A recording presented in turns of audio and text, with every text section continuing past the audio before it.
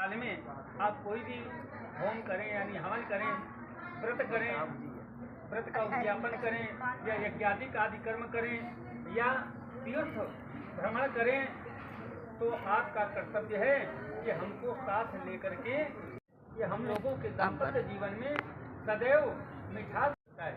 बाकी मत पर का भोजन कुल रीत एक ही गांव में अलग अलग परिवार के रहने वाले हैं, तो बोले हमारे कुल में ये होता है, हमारे कुल में ये होता है कि ये कुल रीत हो गई। फिर एक क्षेत्र रीत आती है, तो बोले हमारे क्षेत्र में ये होता है, हमारे क्षेत्र में ये होता है, तो क्षेत्र के अनुसार कुछ कार्य होते हैं, इन रीतियों से विवाह होता है। तो इन 7 भावनों का विधान है कि जैसे आप पश्चिम में हरियाणा राजस्थान निकल जाएंगे तो यहाँ पर 4 भावनों का ही विधान होता है। यहाँ पर कन्या के यहाँ 4 भावनें घूमी जाएंगी। पंडित जी थोड़ा तेजी का सुनाई नहीं पड़ा,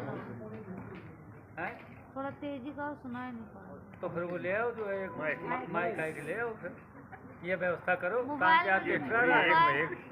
मोबाइल में रिकॉर्ड नहीं हो रहा है। तो वहाँ पर जिस समय वधू अपने घर में ससुराल जाती है तो निहारन करवाई जाती है ना, तो निहारन के पहले वहाँ पर थोड़ा सा हवन करके फिर वहाँ 3 भावरें होती हैं और 3 भावरें हो करके फिर निहारन करवाई जाती है। तो इस प्रकार से 7 भावरों का विधान होता है। वैसे वेद में केवल 4 ही परिक्रमाएं होती हैं, क्योंकि इस जग में 4 ही पदार्थ हैं, धर्म, अर्थ, काम और मोक्ष। तो ये 4 ही परिक्रमाएं मेन होती हैं। 5वीं परिक्रमा जो मय मंडल की आपने अभी अभी संपन्न की है, तो ये ब्रह्मा जी भावर कही जाती है। 6वीं भावर उसको कहते हैं कि जो आपको 7 और 5 वचन क्रमशः सुनाए गए और इन 7-5 वचनों में आपका पटा बदल दिया गया, स्थान बदल दिया गया, जिसको लौट पटा की भावर कहते हैं, इसको 6वीं भावर कहते हैं। और 7वीं भावर उसको कहते हैं कि जिस समय वर के द्वारा कन्या को सिंदूर प्रदान किया गया, वही 7वीं भावर कही जाती है।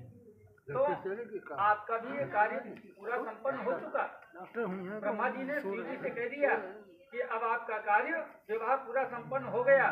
तो भैया पार्वती जी कहने लगी कि आपने मधुपर्क के भोजन किए, आपने भी मधुपर्क के भोजन किया,